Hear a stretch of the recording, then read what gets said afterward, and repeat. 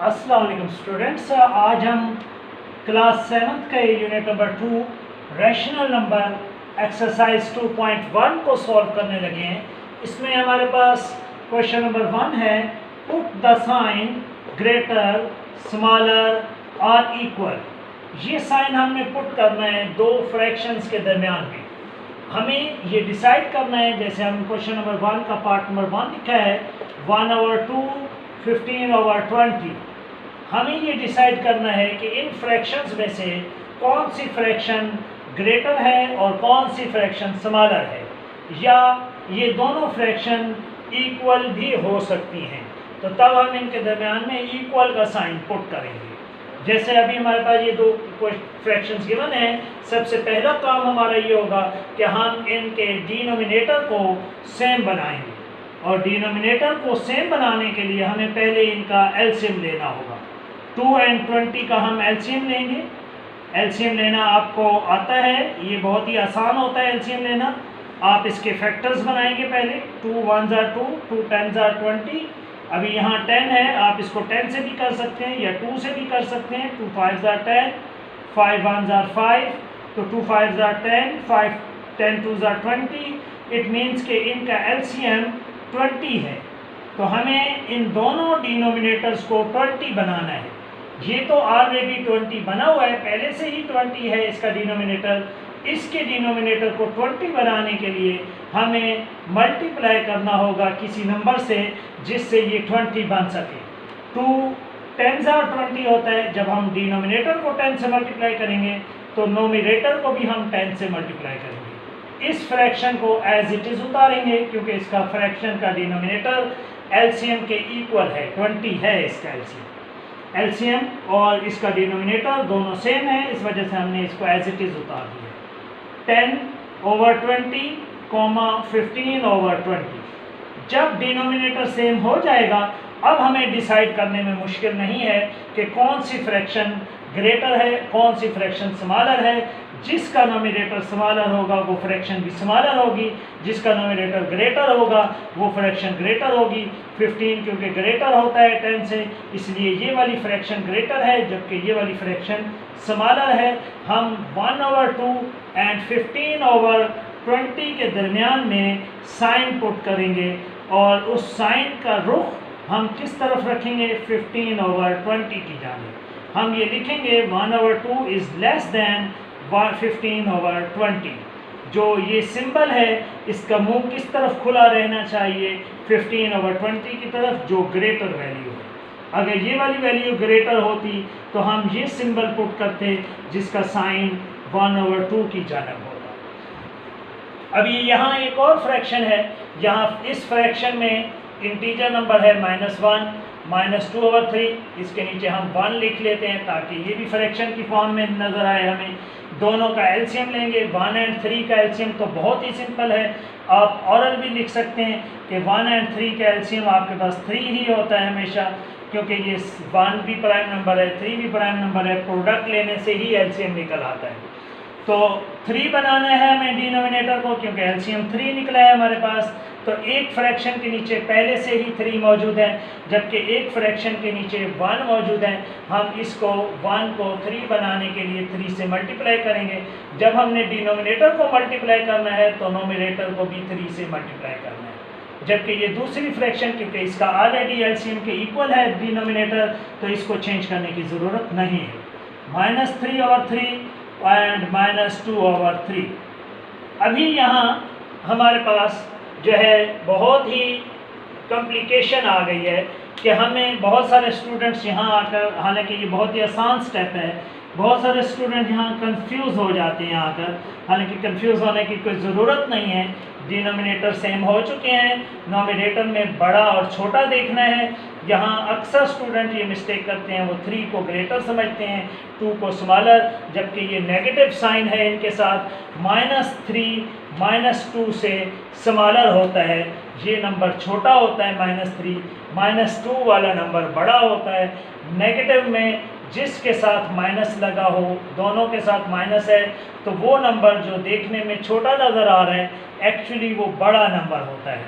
तो यहाँ हमारे पास ये फ्रैक्शन ग्रेटर है जबकि ये फ्रैक्शन स्मॉलर है, तो हम इस -1 एंड -2/3 के दरमियान में वो साइन पुट करेंगे कि ये वाली फ्रैक्शन दोनों में से ग्रेटर है। इसी तरह हमारे पास एक और क्वेश्चन है, 8th पार्ट है, 11/-10 एंड -10/11। ये दो फ्रैक्शंस हैं, इन दोनों फ्रैक्शंस में से हमें डिसाइड करना है कौन सी फ्रैक्शन ग्रेटर और कौन सी फ्रैक्शन स्मॉलर है। तो सबसे पहले हमें इनका 10 एंड 11 का एलसीएम लेना होगा। 10 एंड 11 का एलसीएम सिंपली आप ले सकते हैं, बहुत ही आसान है। 2 5 are 10, 11 को एज इट इज़ उतारें, 5 से करें, 5 1 are 5, 11 को फिर वैसे उतार लें, 11 1 are 11 और फिर अब इसे मल्टीप्लाई करें। 121 निकल आया, सॉरी 110 आपके पास रिजल्ट निकल आया एलसीएम का। आपने दोनों डिनोमिनेटर को 110 बनाना है।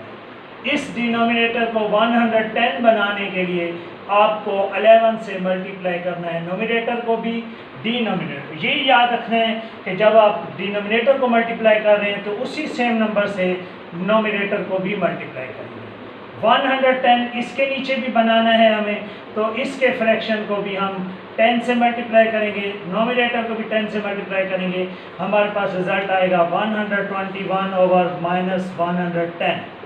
यहाँ हमारे पास -100/110, दोनों के डिनोमिनेटर सेम हो गए। हाँ स्टूडेंट, एक बात ज़रूर देख लें कि नोमिनेटर के साथ अगर माइनस लगा हो या डिनोमिनेटर के साथ माइनस लगा हो, इससे कोई फ़र्क नहीं पड़ता। ये जो नेगेटिव साइन है एज अ होल पूरी फ्रैक्शन का साइन है। ये आप इसको नोमिनेटर के साथ भी लिख सकते हैं, इसी माइनस को डिनोमिनेटर के साथ भी लिखा जा सकता है। और बेस्ट वे इसका ये होता है कि आप इस माइनस को यहाँ बिल्कुल फ्रैक्शन के सामने बिल्कुल मेंशन करें, बेहतरीन तरीका ये है। अदरवाइज़ अगर आप नोमिनेटर के साथ माइनस लिखते हैं या डिनोमिनेटर के साथ माइनस लिखते हैं, इससे कोई फ़र्क नहीं पड़ता है।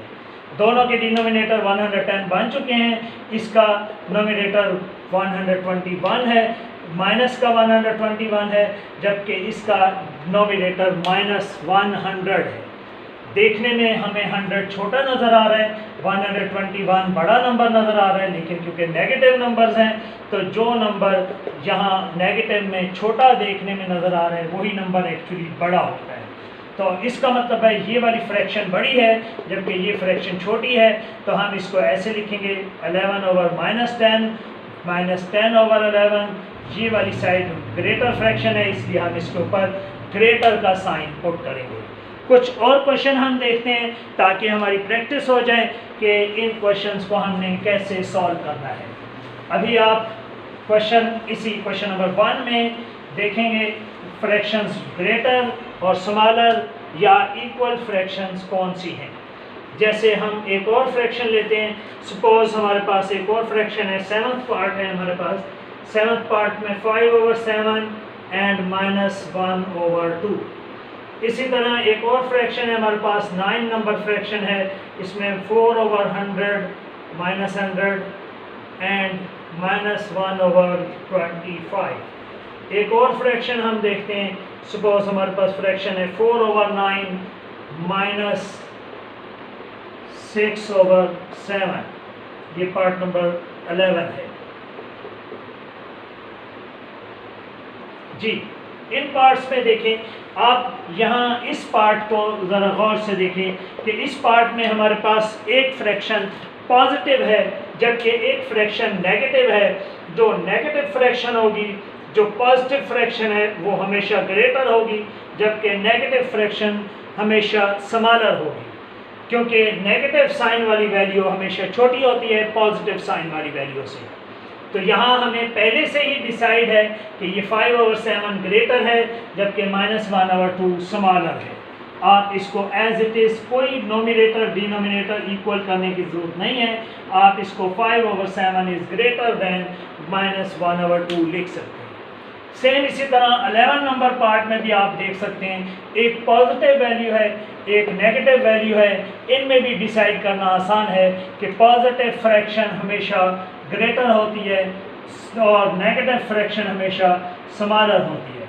और मैंने पहले भी आपको बताया है कि ये नेगेटिव साइन आप नोमिनेटर के साथ लिखें या डिनोमिनेटर के साथ, इससे कोई फ़र्क नहीं पड़ता है। अभी ये दोनों वैल्यूज़ नेगेटिव हैं, ये वाली वैल्यू भी नेगेटिव है जबकि ये वाली वैल्यू भी नेगेटिव है। आप इसको डिनोमिनेटर को सेम बनाने के लिए आप पहले इनका एलसीएम लेंगे, एलसीएम ले लें आप। दूसरा भी मेथड हो सकता है, एक और भी, 125 का एलसीएम जब आप फाइंड आउट करेंगे आपके पास result 5 20s are 5 5s are 25, 5 4s are 20, 5 1s are 5, 2 2s are 4 and 2 1s are 2।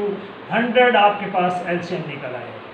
इसका डिनोमिनेटर पहले से ही 100 है, हम इसको एज इट इज़ लिख लेंगे, जबकि इसका डिनोमिनेटर 100 बनाने की ज़रूरत है।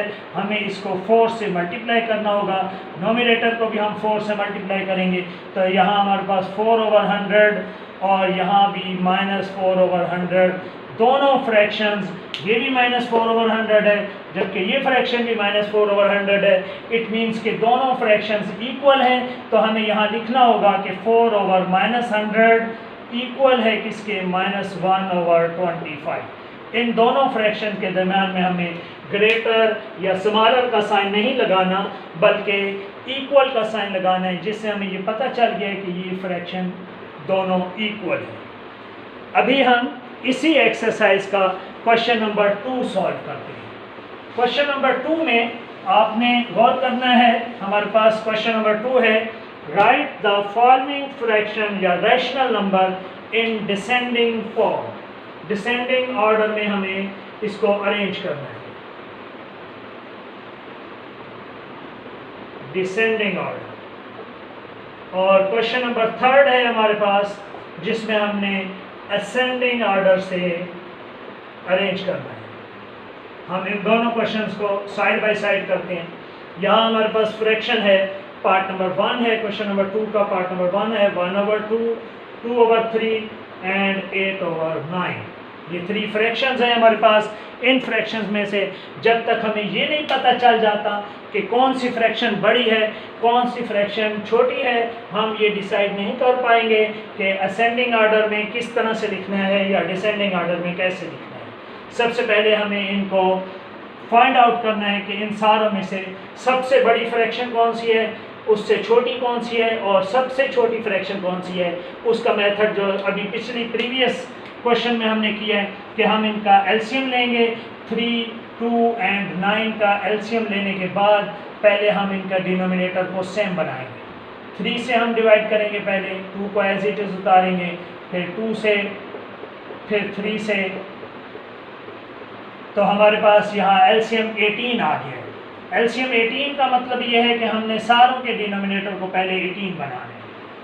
इसको नोमिनेटर को भी मल्टीप्लाई करना है, डिनोमिनेटर को भी मल्टीप्लाई करना है, इसी तरह इसको भी 18 बनाना है। 6 से मल्टीप्लाई करना पड़ेगा नोमिनेटर और डिनोमिनेटर को, इसको भी 18 बनाना है, इसको 2 से मल्टीप्लाई करना होगा। 9/18, 12/18 एंड 16/18। तीनों फ्रैक्शंस में से तीनों के डिनोमिनेटर जब 18 बन गए तो हमें ये पता चल गया कि सबसे ग्रेटर फ्रैक्शन ये वाली है, उससे छोटी ये वाली फ्रैक्शन है और सबसे छोटी फ्रैक्शन ये है। और जब हम इसे डिसेंडिंग ऑर्डर में लिख रहे होते हैं, आपने ये याद रखना है, डिसेंडिंग मीन जो है top to bottom, top to bottom. सबसे बड़ी वैल्यू, हाईएस्ट वैल्यू को सबसे पहले लिखा जाएगा, उसके बाद छोटी वैल्यू, फिर छोटी वैल्यू सबसे आखिर में लिखी जाएगी। ये सबसे बड़ी फ्रैक्शन है, आपने इसको नहीं लिखना बल्कि इसकी रिप्रेजेंटेटिव फ्रैक्शन 8/9 है, इसको लिखेंगे पहले। उससे छोटी ये वाली है, इसकी रिप्रेजेंटेटिव फैक्टर फ्रैक्शन 2/3 है, इसको लिखेंगे। सबसे छोटी फ्रैक्शन ये है, सबसे आखिर में 1/2 को लिखा है।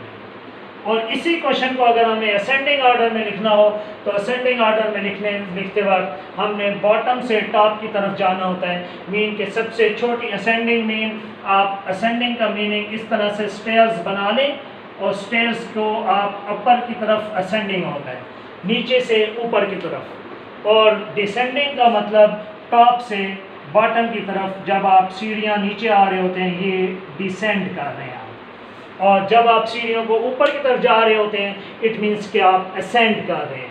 तो इसी फ्रैक्शंस को अगर हमें असेंडिंग ऑर्डर में लिखना हो तो सबसे पहले हम सबसे छोटी फ्रैक्शन को लिखेंगे। ये फ्रैक्शन सबसे छोटी है, इसकी रिप्रेजेंटेटिव 1/2 है, तो हम सबसे पहले 1/2 को लिखेंगे। इससे बड़ी फ्रैक्शन ये है तो इसकी रिप्रेजेंटेटिव फैक्टर 2/3 है, इसको लिखा जाएगा। और 16/18 सबसे लार्जेस्ट फ्रैक्शन है, इसकी रिप्रेजेंटेटिव फ्रैक्शन 8/9 को लिखा जाएगा। इसी मेथड से क्वेश्चन नंबर 2 और क्वेश्चन नंबर 3 को आप सॉल्व कर सकते हैं। आपको ये वीडियो अंडरस्टैंड करने में कोई प्रॉब्लम नहीं होगा। आई थिंक आपने ये अच्छी तरह से समझ लिया है कि हम फ्रैक्शन में कैसे डिसाइड करेंगे कि ग्रेटर फ्रैक्शन कौन सी होती है और स्मॉलर फ्रैक्शन कौन सी होती है। और उसके बाद जब हम डिसाइड कर लेंगे ग्रेटर एंड स्मॉलर फ्रैक्शन का, तो ascending order and descending order में उसको लिखना बहुत ही आसान है। एक बात आपने याद रखनी है, आपको इस फ्रैक्शन को असेंडिंग डिसेंडिंग नहीं बनाना, बल्कि गिवन क्वेश्चन को असेंडिंग डिसेंडिंग बनाना है। तो जब आप असेंडिंग ऑर्डर लिख रहे हैं या डिसेंडिंग ऑर्डर लिख रहे हैं, दोनों में से जो भी आप कर रहे हैं, उसके लिए आप उसकी रिप्रेजेंटेटिव फ्रैक्शन को लिखेंगे डिसेंडिंग ऑर्डर में एंड असेंडिंग ऑर्डर में। आई थिंक आपने अंडरस्टैंड कर लिया इस मैटर को। और इस एक्सरसाइज के क्वेश्चन नंबर 1, क्वेश्चन नंबर 2 और क्वेश्चन नंबर 3 को आप सॉल्व करें, प्रैक्टिस करें। इस वीडियो को लाइक और शेयर करें और इस चैनल को सब्सक्राइब करें ताकि आने वाली वीडियो आपको मिलती रहे। शुक्रिया, अल्लाह हाफ़िज़।